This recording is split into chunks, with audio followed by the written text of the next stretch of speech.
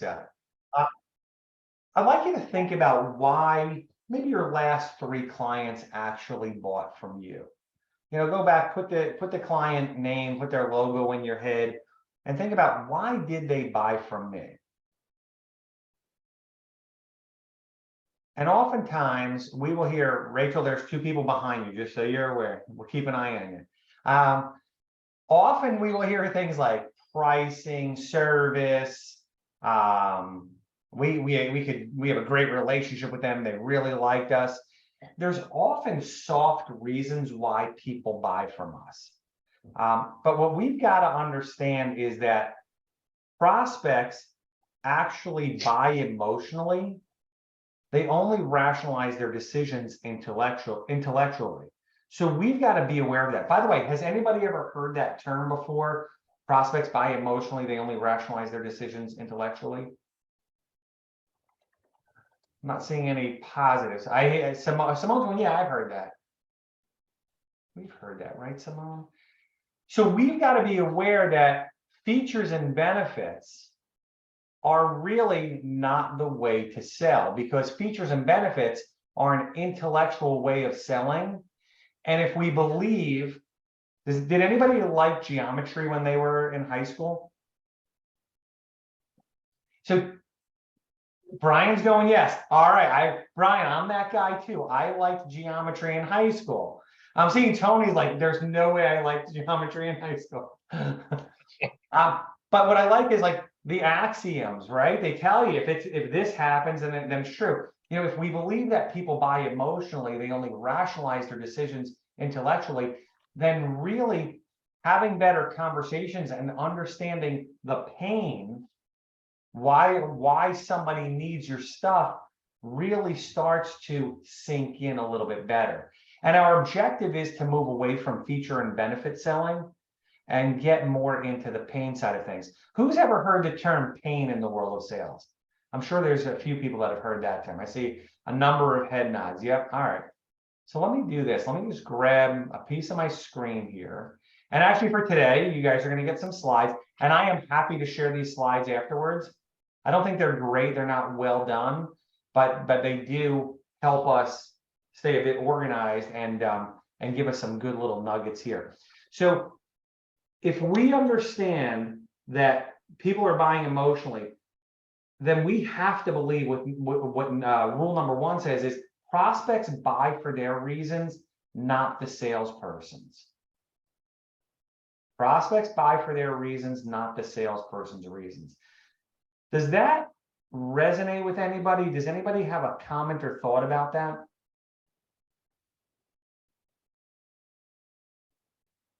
How do most people sell?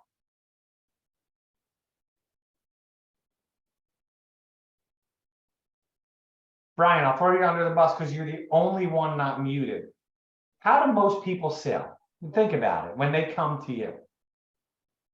And think about that rule. Prospects buy for their reasons, not the salesperson's. I mean, I always remember that people either do two things. They either ask you, is there anything specific you're looking for? Or is there any questions I can answer about what you're looking at currently? Okay. They might ask a few questions. And how else do we see salespeople selling traditionally? Based on what they have, basically trying to fill a gap of or thinking that everybody is a customer. So yeah, so just selling to everybody without filtering. With selling to everybody without filtering, Simone, if I take your words and assuming that you and I are on the same page here, salespeople sell for their reasons. Hey, Jess, let me tell you all the good stuff we can do for you. That's how most salespeople approach their prospects. I got these things and they're going to be awesome for you. We generalize it. But if we can understand that prospects buy for their reasons and their reasons alone, what Rachel finds great about her product doesn't matter to every prospect. So why do I want to tell somebody about all the great things it does if I don't understand what they're specifically looking for? And if we can shift our mindset into truly believing that not every prospect is qualified to become a customer, that is a much better approach, because then we will take the time and say, hey, Rachel, what is it that you're looking for? Let me better understand. Because if I can't help you, Rachel, I am going to tell you. Back to week number 1, lower the risk. We should act in the best interest of our prospects. And when we do that, we will get more sales. Any questions about that? Does that make sense? Quick thumbs up. It makes sense. Makes sense. All right, we're all good there. All right. So let's jump to our next slide, which is there are 4 different buying emotions that we've got to be aware of. Now, I'd ask you guys to write down the reasons why your prospects or your last few customers bought from you. I asked you to put it into your head. I didn't ask you to write it down. Don't write it down. This is the real reason why people are making buying decisions and making decisions in general. It is to avoid or eliminate this idea of pain. And we teach there are 4 types of pain. And these are in order of easiest to sell to and hardest to sell to. So either a prospect has pain in the present, they could have some sort of pain in the future, and then they have pleasure in the present, like buying a boat, or pleasure in the future, like making investments. I usually steer away from those, because most of the folks that we work with, unless we're working with a company that sells boats, or maybe sometimes in the world of financial services, that pleasure in the future, most sales actually gravitate around number 1 and number 2, pain in the present and pain in the future. So let's define what the difference between those 2 are. And maybe you can think about some examples that actually apply here. So out of curiosity, by the way, pain in the present is the easiest one to sell to. Somebody's got an issue, you have a higher probability of selling to them. So Jess, this would be, we've already started tearing down a building and we forgot to order the dumpster. How easy are those to close? Yeah, super easy. Super easy. And price almost doesn't matter at that point, right? Right. All right. A pain in the future when they got 3 months to order that dumpster. So quick show of hands, who knows somebody, and maybe it's you or a family member or a friend, who had a car or still has a car that has lots of miles on it, and they pour lots of money into it. Something is always breaking. Rachel's going, yes. And they're consistently saying, can't wait to buy a new car. Does everybody know somebody like that? All right. And how long? So I don't know if somebody wants to come off mute. Brian, I saw you raise your hand, but you've already chimed in a lot today. Door is still open for you. You're always welcome to participate. How long? So think about that person that you know. How long did it take for them to actually buy a new car if they went out and bought a new car? Anybody want to share a little story there?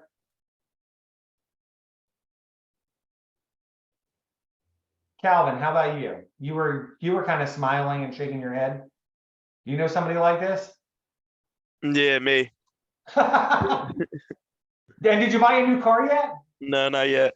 Yeah, so we can rationalize holding off on that investment, because Calvin, I don't know what you drive, you don't have to share anything, but we know for a fact that that car is getting you from point A to point B, and every month you say, I want to buy a new car, but you can rationalize that you can delay that decision, right? Right. 100%. We call that pain in the future. So we have a client, actually, years ago, we had a client, trained him for a couple of years.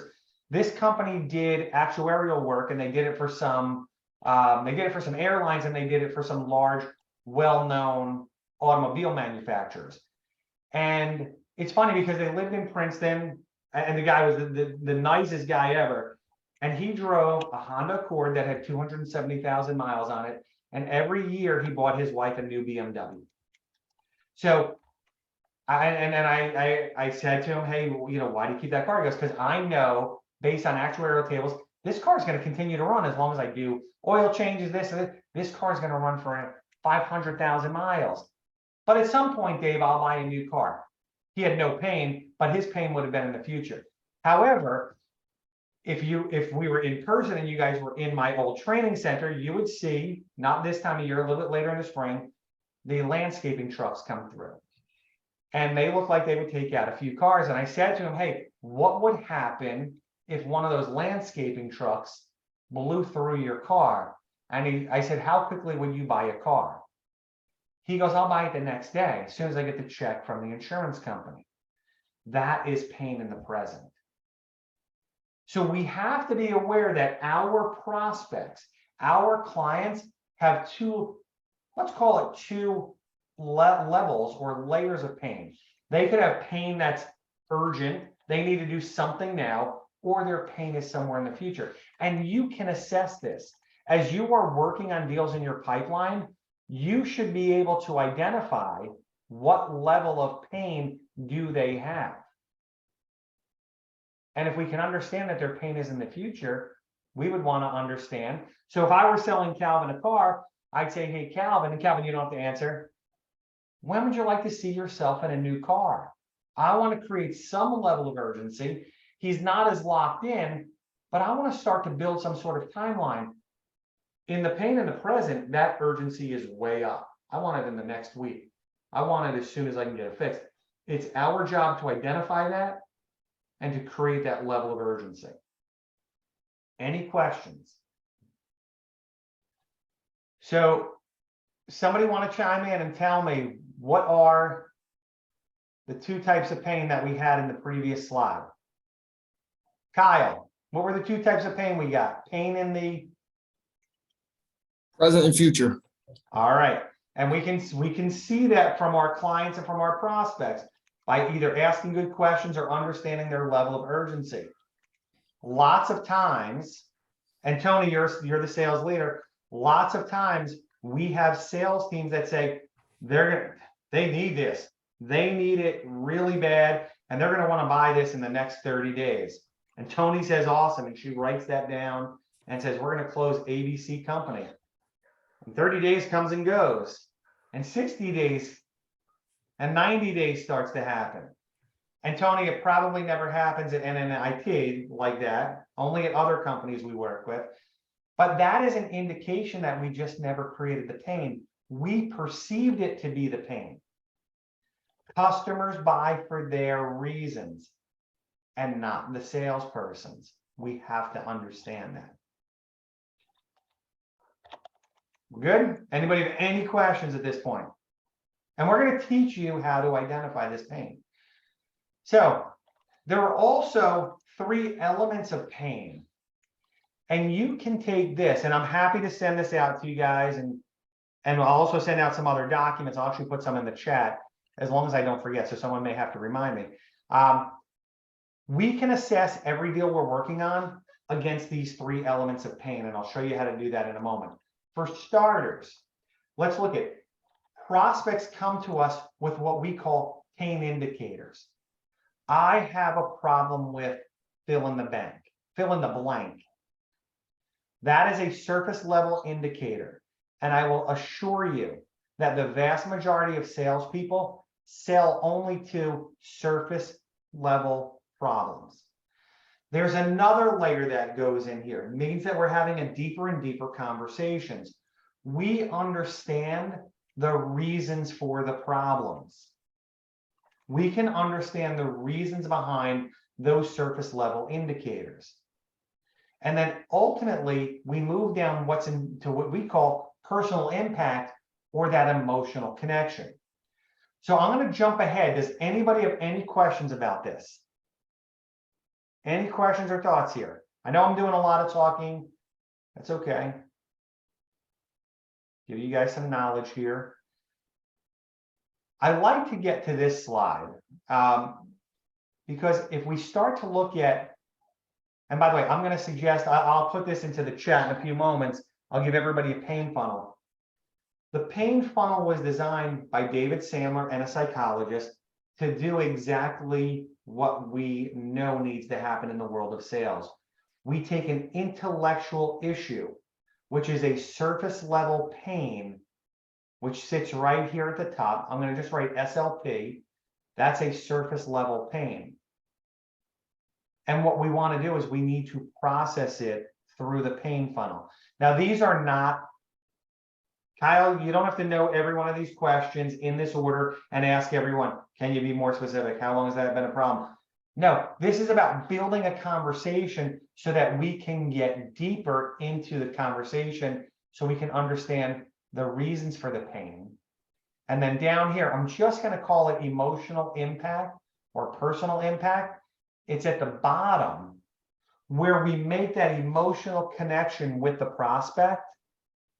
I'm going to just slide this out of the way for a second, where we make the emotional impact so that they are bought into why they should potentially buy your product. Doesn't guarantee that they're buying it, but we want to create that emotional impact because people buy. Brian, how do people buy? How do they buy? Emotion starts with an E. Emotions. Emotions. And Kyle, how do they rationalize their decisions? Afterwards, Afterward, and they use, starts with an I. Intellectually. Intellectually. Kyle, phone a friend. I didn't give you that option. Sorry. I was like, why is he calling on me? And the only reason I call on you, Kyle, is because you unmuted. So thank you for doing that. You get 50 bonus points today. there we go. This, Kyle's like, I'm muting my line right now. This pain funnel, if people buy emotionally and they rationalize their decisions intellectually, it takes an intellectual, I'm going to just draw an I here, an intellectual stimulus. It does the emotional work for you. And it creates that emotional connection. And then the next part of the Sandler process, the budget step, and if I can make it work, I'll show a different slide. We then move back to budget and gaining access to the decision makers to rationalize the decision. The process does this for you. You don't need to know anything about psychology except know that I got to ask more of these pain-based questions. So let's go back for 1 second. Let me just be, I'm not going to erase that. Let me take that off. So somebody want to give us the 3 levels of pain here? What are those 3 levels of pain?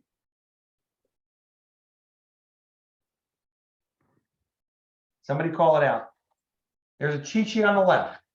Surface level pain, Surface level pain, Reason for problems the reasons for the problems. and personal impact. and Boom. We got it. Now I'm going to put into the chat box, assuming I can find it.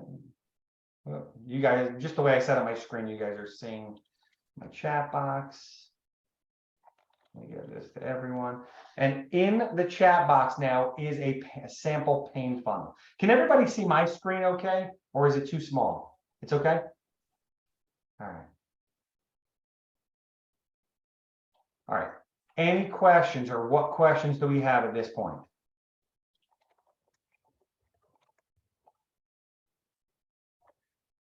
Here is the typical feedback that I get at this moment. Dave, that's a lot of questions. Do you really want me to ask all of those questions? The answer is, it's really not a lot of questions. It's 8 questions that are designed to move us from intellectual to emotional pain. That's what they sit there for. And yeah, I do want you to ask all these questions, but I don't want to script you. I want you to make them your own. I want you to have the confidence, the freedom, the flexibility to shift the questions around. Ask questions that make you feel more comfortable. At the end of the day, though, when we come back to look at deals in your pipeline, and I would give this exercise to everybody here. I'm working on ABC company. We do this all the time on our deals. And if we're doing a one-on-one, we'll do it. What type of pain do you think you have? Well, I think I've got emotional pain. Tell me why. And what we can do is we can look at these questions on the right-hand side here and see, can we answer these questions? If I can't answer those questions, that is probably a leading indicator that I don't have that level of pain. Additionally, and Tony, as a leader here, this is a great question for you. Did the prospect actually say those words? Because oftentimes what I'll hear from salespeople is, well, the prospect really didn't say it. I kind of observed it. Well, sometimes we got to ask the question and double down to make sure that they really are experiencing an issue. So those are some of the elements that I hear. I'll throw one other element out that I hear pretty often. Hey, Dave, I was in a sales meeting. I was selling to Brian, having a great conversation, and Brian's face was getting red and he was getting a little bit angry, not at me, but we really got to fix this problem. Maybe he's got a little bit of sweat dripping out of his forehead. Should I really ask him, how do I feel about that? And the answer is, you decide. You may not have, if Brian's face is red and he's pounding his desk and he's sweating a little bit, he's probably giving me enough information that I can take in to go, you know what? Brian's got some emotional pain here. His head's about to pop off. So I may not need to re-ask that question. Doesn't mean you can't, but don't feel pressured that, well, Dave said I got to ask that question. I think we can all observe that. Jess, you were going to jump in here? Yeah, Dave, you talked a little bit more about this leading question, right? So on the funnel, it says, tell me more about that. I'm just reflecting on some sales I've tried to do myself where, I start with the question, well, how's your existing dumpster company? Yep. And lots of times I think it stops there because they're like, oh, they're good, or it's fine. And then so maybe one of the hardest parts for me is just getting into this funnel to start with. And I like how it's phrased here. Tell me more about your existing company. Yeah. Are there any other phrases to get into that? Or is that really the zinger? No, there are. And really for sake of this training, I don't want to cloud, Jess, it's a great question. I don't want to cloud it too much, but think about asking things like, well, what is it that you like about them? If there was something that they could do better, can you tell me about that? As we have not built out, Jess, it's a great question. I think it applies to everybody here. We have not built out our 30-second commercial yet. And this is that moment where I go, oh man, should we have done that 2 weeks ago? We're going to get to it. It's trying to order things. Our 30-second commercial will help you get more of these conversations going. There's no doubt about it. And then we can inject in something that we call negative reverse selling, which we have not done yet, which will once again allow us to penetrate that. Now, actually, it's a great question and I don't want to lose it. And we do have somebody on the line and she just turned off her camera. Simone. If we can get Simone, because Simone makes lots of cold calls, Jess, and for everybody. So Simone, when you are met with a prospect, and just try to keep it to 45 seconds, when you talk to a prospect who says, everything is going great with our company right now, how might you handle that? Nothing like putting you right on the spot here. Hey Simone, thanks for all that. We don't have any of those issues. Everything is good. Okay, I'd probably say that's great. Tell me a little bit more about them. And then they may elaborate. Or if it is that I know that particular company, that's amazing. I've heard great things about them. If there was just one thing that they could do better, what would that be? Jess, does that help a little bit? It's not 100% of your answer. Thank you, Simone. It's not 100%. Everyone should put those little nuggets into their bank because they will work. They'll get some information out. Go back to session number 1. Jess, you weren't here. Risk. The tendency of a prospect is to often say everything is fine. And it's when we try to peel back that onion a little bit more that maybe we can disarm them to get some more information. Great question. All right. Anybody else have any other questions? I need 2 volunteers, by the way.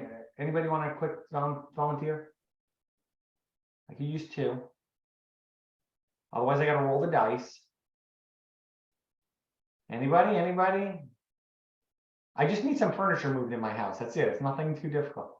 All right. So think about it. We're gonna need 2 volunteers in a moment. So otherwise, I'm calling on 2 people, and it'll be very random.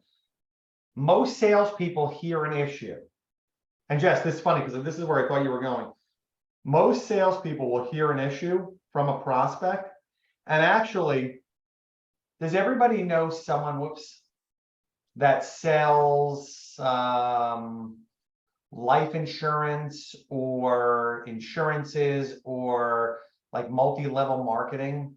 Does everybody have a relationship with someone like that? Or know someone? No? Okay. Brian's going yes. So Brian, tell me, I could be wrong here. When we tell that individual that we have an issue, can you tell me which field it is? Is it insurance or is it multi-level marketing? It's multi-level marketing. Okay, the moment you say something that piques their interest, they will often tell you how wonderful their stuff is. For example, boy, I wish I could make more money. Well, let me tell you, I have a system that can do that. So they hear an issue and they start to tell you the solution. And insurance, boy, my neighbor just passed away. I hope I have enough life insurance. Yeah, I hear that a lot. Let me tell you about the insurances that we have. Or in the world of, let's just call it technology sales. Well, we can really use our systems to be much more automated. We're putting a ton of resources against them, but I can really use help. Well, our new ABC system takes care of that. And let me tell you all the ways that it does it. Now, I'm exaggerating a little bit here, but the vast majority of salespeople operate right here. They hear an issue, they know that they can fix it. And actually, Jess, can I pick on you for a second? Because you got a pretty direct sale. Hey, we got dumpsters, you need a dumpster. Hey, Jess, we have a construction project coming up. We could use 3 dumpsters. Awesome. We can get them to you in the next 2 weeks. Here's what it's going to cost you, right into features and benefits. I don't know if that's what you do. I just think that that's a good example of where we can immediately hear an issue and say, let me solve it with our features and benefits. Make sense? Yeah, absolutely. I do. I know that's not you, Jess. So I do it all the time. No, you're not supposed to admit that here. We don't admit that here. But we're going to make you better starting today. So again, we're going to move people from that intellectual state into that emotional state by asking more questions. Now, I have no doubt that the vast majority of salespeople say, I do ask questions.